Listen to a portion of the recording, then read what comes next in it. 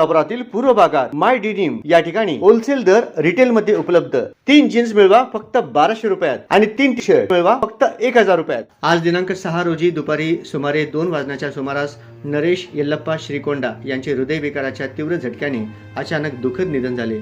त्यांच्या अचानक जाण्याने कुटुंबीय, नातेवाईक आणि परिसरातील नागरिकांमध्ये मोठी हळहळ व्यक्त केली जात आहे। नरेश श्रीकोंडा यांचे वय अवघे 40 वर्षे होते। ते आदर्शनगर लक्ष्मीनारायण टॉकीच्या पाठीमागील परिसरात वास्तव्यास होते। दररोजच्या कामकाजात सक्रिय असलेले नरेश श्रीकोंडा अचानक आजारी पडले।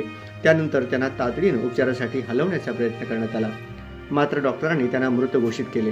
त्यांच्या पश्चात पत्नी, 2 मुली, 1 मुलगा तसेच भाऊ राजेश येल्लप्पा श्रीकोंडा असा परिवार आहे। घरातील कर्त्या व्यक्तीच्या अकाली निधनामुळे कुटुंबावर मोठा दुःखाचा डोंगर कोसळलाय। या घटनेची माहिती मिळताच परिसरातील नागरिक, मित्रपरिवार आणि नातेवाईकांनी त्यांच्या निवासस्थानी धाव घेतली।